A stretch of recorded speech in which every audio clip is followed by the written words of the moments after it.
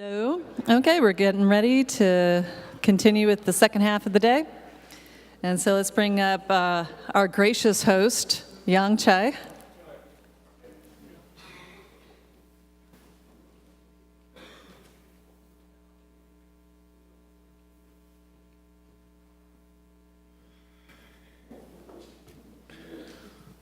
All right, good afternoon. I'm delighted to give you an update on our project, basically focusing on the development of mandible and maxilla.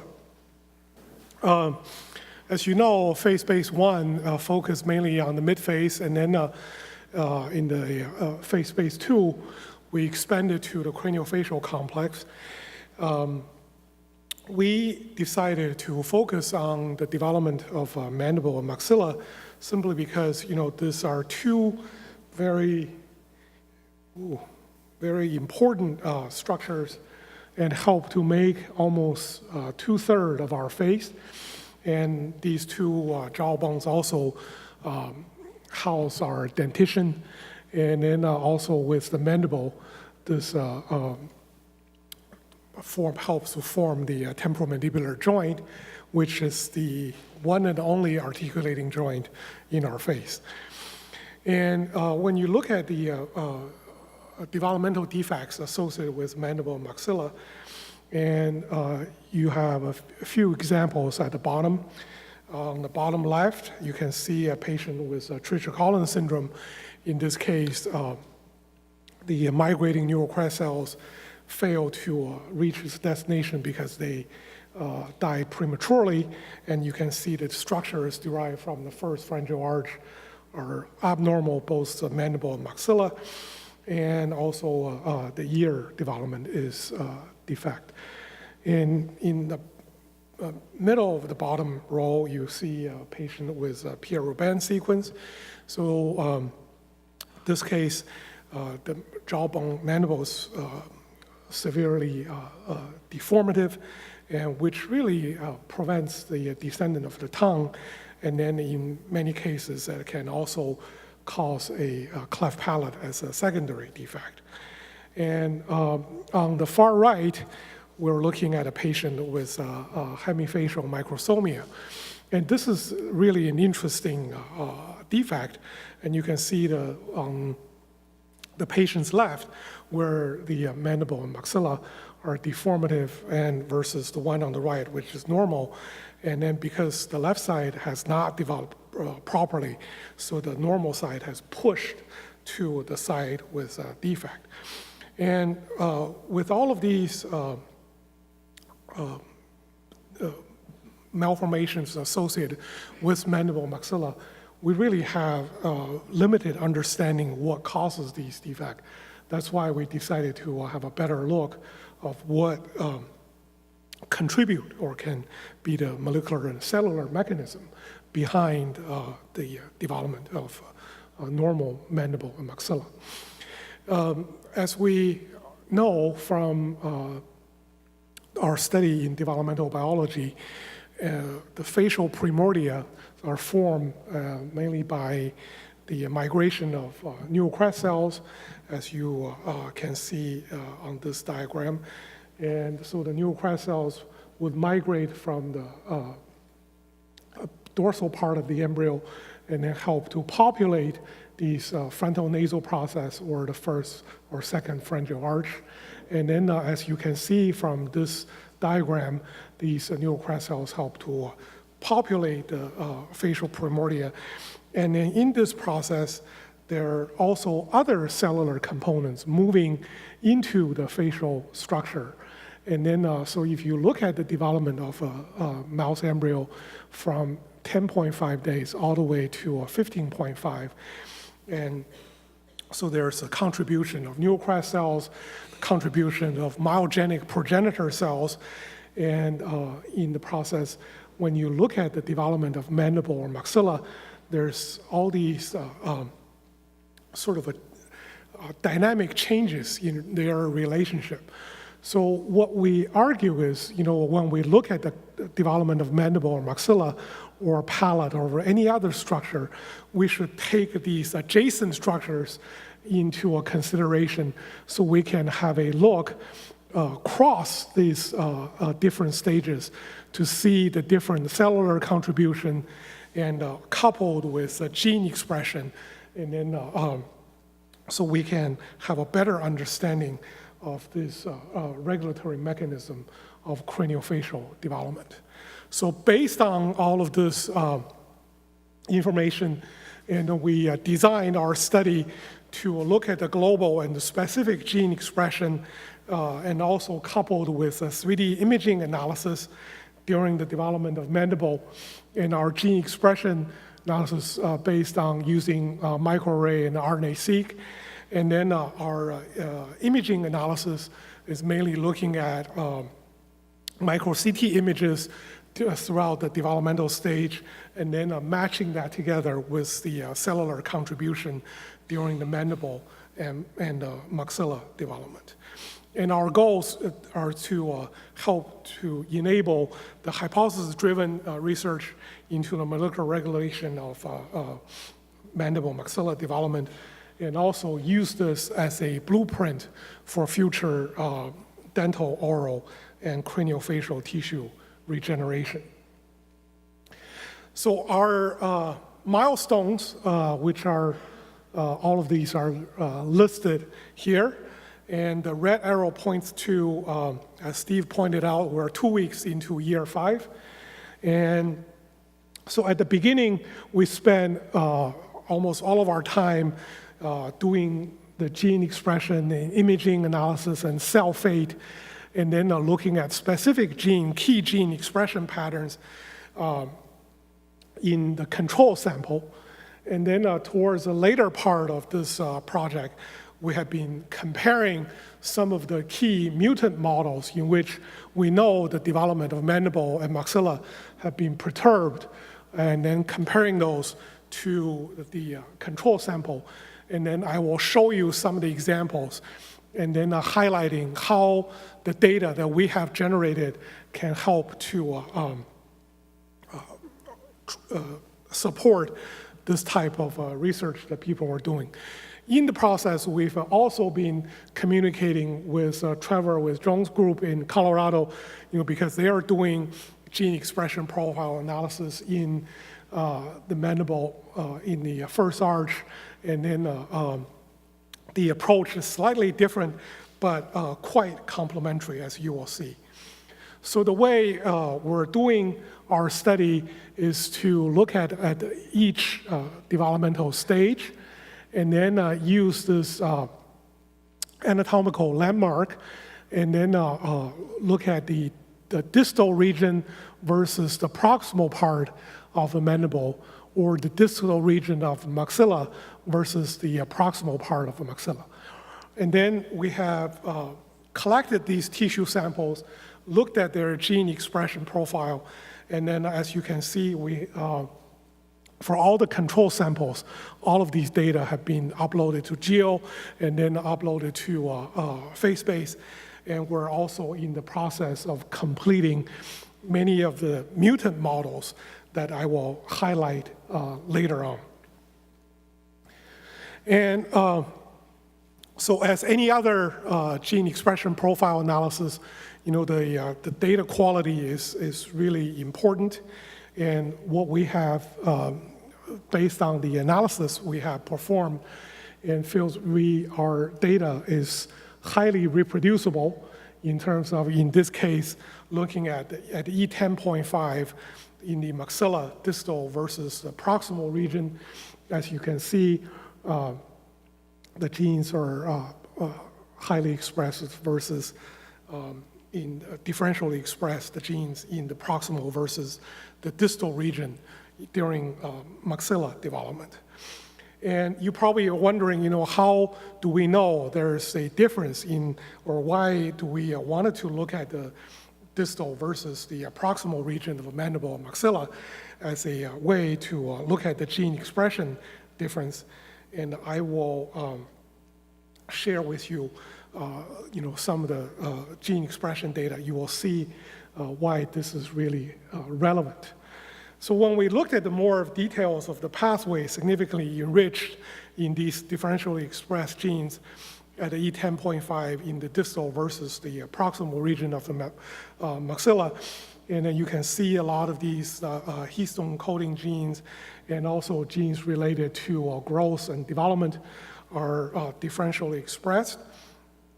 And when we move to the mutant model, in this case, based on the previous work, we already know when you knock out the TGF-beta receptor and the proximal region of the mandible development is perturbed. And then, so this region clearly is very sensitive to the expression of TGF-beta expression. And then so when we looked at some of these possible downstream target genes that have been altered in the absence of TGF-beta signaling, and then so we have this list of genes that helped us to highlight or to focus on some of the possible pathways that have been affected. And then from there, we can plug these altered genes into signaling pathway and then look at, in this case, for example, the Wnt signaling have been altered. Most of the Wnt ligand expression were reduced versus the Wnt inhibitors were elevated. And then from there, we go back to the developing embryo to verify that whether these changes in gene expression are indeed correlates with what we see in gene expression. So here I'm highlighting a couple examples using RNA-seq. As you can see, based on the gene expression profile, we see a down regulation of Wnt signaling. And then by looking at the using the RNA-seq, you can see the activation of Wnt signaling has been perturbed in the TGF-beta mutant model. And then also in the same mutant model, then we see an expansion of BMP signaling activity as highlighted by this SMAD, phospho-SMAD activity that you can see in the proximal region of the first arch. And so these changes then correlate to an increase in the proximal region of the first arch, an increase in apoptotic signal. So in other words, a downregulation of Wnt and upregulation of BMP signaling results, we think, leads into an increase in cell death. And then we can use this information, combining the bioinformatic information with the cellular activity, and then to design experiment to test whether this change in signaling activity is really relevant to these cellular activities. So in this case, when we inhibited the BMP signaling by generating a compound mutant model, in which case we reduced the BMP signaling by just generating a haploinsufficient of a BMP receptor 1A, and then we were able to show you can actually rescue the cell apoptosis within the proximal region of the mandible. So this, later on when we have the poster session, I encourage you to go to Yuan Yuan's poster, and he can give you a little bit more details of what this. So this what really highlights how we can combine the gene expression profile with the cellular activity and then the different domain within the pharyngeal arch to generate these hypothesis-driven research project. So how do we know there are these different domains within the first branchial arch? If you look at the mandible itself, and then you look at the early gene expression pattern, here looking at LX4, which is mainly expressed in the distal part of the mandible, versus BRX1 is mainly in the proximal region. So if you take a look of this entire first arch, you can basically draw a horizontal line and then divide this into an oral and aporal region, versus in the distal versus the proximal part. Our data suggest that these domains were really set up at a very early stage. So when you look at the cell contribution at this point, it seems like a homogeneous cell population within the first arch. But when you look at these gene expression domains, it really argues that there are these different domains already set up, which then later relates to some of the different cellular activities that guides development. Because of that, we felt it's really necessary not only to have these raw data, but also provide some of these schematic drawings. And we have provided this to the hub, so now you can actually look at these different gene expressions over the developmental time and have a sense where these the expression domain is located, as highlighted on this drawing, but also listed in this diagram. So this way, it gives users a very clear picture, where this gene is expressed, and you can look at whether this is something is a significant interest to the work that you are doing. And more recently, now we are using the single-cell sequencing analysis to have a more of a detailed look of the different region of the developing mandible and maxilla, and then looking at these cluster of gene expression pattern and looking at the cellular domain, because we already know some of the markers that can help us to map these gene expression profile back to the anatomical location. So that can help us to see how these gene expression dictates the early developmental event. And in terms of the cell lineage analysis, what we have done is to look at the neurocrest contribution, the myogenic cell contribution into the first arch, the ectoderm contribution, and then combine this into a more of a schematic drawing, and then we wanted to couple this with the gene expression drawing, and also with the gene expression domain, so you can get a sense like what you see on the FaceBase hub. Now you can just basically move into these different regions and then carry out your dissection. And finally, just with the last few minutes, I wanted to highlight some of the microCT analysis that we have been doing and looking at, where the maxilla begins to develop or versus the mandible, and then how this bony structure extends from the middle region and then towards the anterior and posterior or distal proximal part of the mandible development.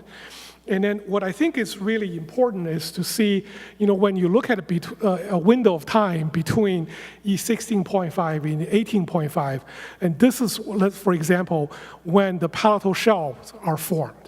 So if you see a defect in the palatal shelf of your mutant model, and then we argue this is the window of time that you should really focus your analysis. And then, of course, as Jim shared with you, these have to be coupled with the anatomical terms that can help you to map where the different structures are located, so you can perform these measurements in a way that you will be able to look at a normal maxilla in this case, and then measure the distance from anterior to posterior in any two given anatomical landmark. So you'll have a sense what's the distance, and then you can compare that to the data that you have generated in your own lab. So this, we think, will become a very powerful tool for people to use in analyzing their data. And also, this can help to generate hypotheses. In this case, I share with you the proximal region of the mandible is deformed in the TGF-beta mutant model, coupled with our gene expression profile analysis. We know in the absence of TGF-beta type 2 receptor, the TGF-beta ligand expression and TGF-beta receptor 1 is elevated. And then from there, what we have learned is in the absence of TGF-beta type 2 receptor, the type 1 and type 3 receptor can form a complex and then initiate an alternative pathway, which is detrimental for the mandible development. And when we block that signaling pathway, and you can see we can actually rescue the mandible development. So finally, what we have done here is I wanted to show you that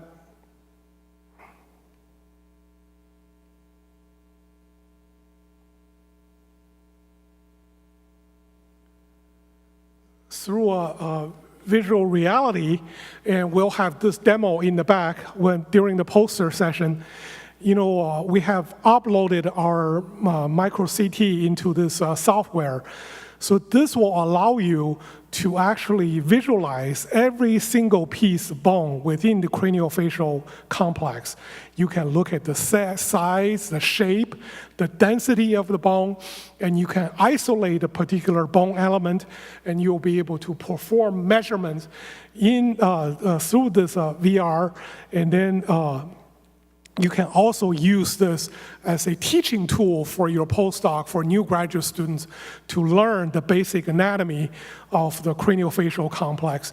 And that this really gives you a much better appreciation of the overall anatomy that we deal with on a daily basis. So you're no longer just saying, the frontal bone is smaller.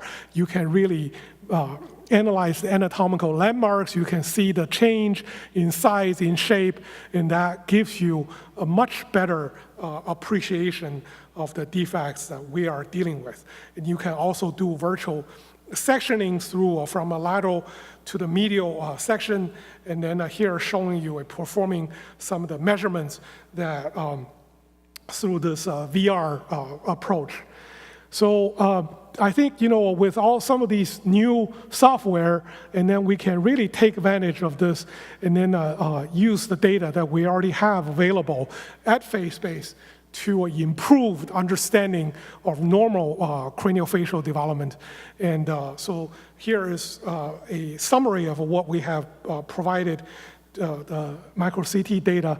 And then here highlighting our cell proliferation activity using a heat map, and you can also not only be able to measure the cell proliferation activity, but also using this to see get appreciation where these cells are really actively proliferating, and then looking at during like mandible development where these cells are aggregating.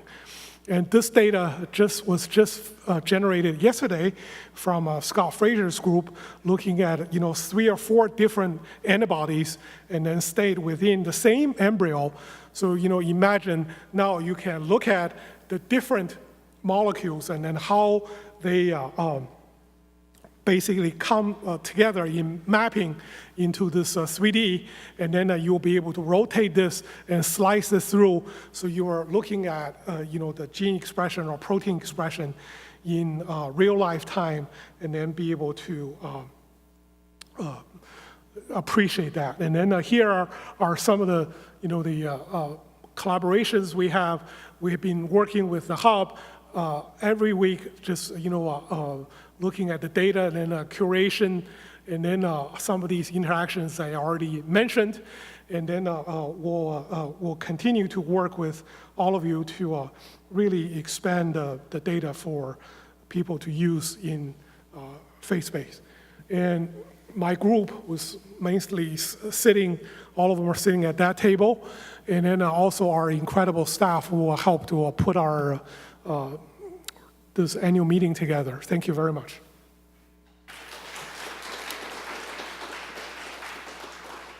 Okay, so who's got questions? Okay, so our helper will give you a mic. I have 2 questions, Yang. So the first one is, in terms of the mandible, just a question of clarification, the ALK5 BMP is going to be more what you call the proximal, and the FGFs would be more the distal? So do you think that because FGFs are also affecting mandible development, and Right. like, as you know well. Yeah. So do you think that it's because they're acting in different domains, or do you think they're acting in the same domain? Yeah, so that's a very good question. So we actually looked at FGF signaling and ETV4, and then actually Yuan has that data on his poster, and he'll be happy to show you the data. So the FGF signaling is also altered. So far, based on the kind of the rescue experiment that we have performed, seems like just by altering the BMP signaling, by reducing the BMP signaling, we were able to rescue, at least partially rescue, the apoptosis process within the proximal domain of the first arch. And FGF signaling, we're still working on that, so we'll be happy to discuss that with you. Yes. And the second question was with the microCT. How do your parameters for doing measurements and so on, maybe you could just discuss for the group how they would change compared to what other groups, like all the groups who are using microCT have been using? Yeah, so the question is how do we standardize our microCT analysis for mandible or for any other bony elements within the craniofacial complex? Right, yeah. So the anatomical landmarks we put in all these measurements were sort of a collection, from the data John Rickmeyer's group have published and many others have used. So all those terms are, basically we did not invent anything. We used the ones that are already been published. And then in some cases where, some of the anatomical landmarks were not marked, and we added additional landmarks. And this is, if I can just expand a little bit on that, from a clinical perspective, and we have also been looking at a lot of these adult mandibles in our study for stem cells. If a kid falls from a tree or breaks a jawbone, they break their condyle. That's one of the growth center. And then that kid very likely will develop ankylosis. So we argue these are some of the very important landmarks. Maybe they were not labeled before. Those are the ones we really made an effort to add into the data sets we have, such as the condyle, the neck of the condyle, the corner of a mandible, and also the symphysis. And so some of those things were put into consideration we wanted to add into, but large parts of our terminologies we used are all basically from the literature. So that's highly basically, referenceable with the existing data. And in terms of the measurements, we have done n equals 6, so you get to see the variation as well. Okay. My question is basically on the variation part, which you just addressed, because you went through that slide very quickly about the data sets that you put up. But one aspect of the value of these data sets is if we're going to do morphometrics, we have to start questioning what is the minimal data sets we need to actually capture that variation, and what are we powered to detect, right? Yeah, so when we perform our statistical analysis, it seems like when you get n equals 6, you can get a pretty standardized variation, and then that is a number that we feel confident that you will capture the variations. Okay, if there are no more questions, Mary Marizita is up next. Thank you, Yang. Thank you.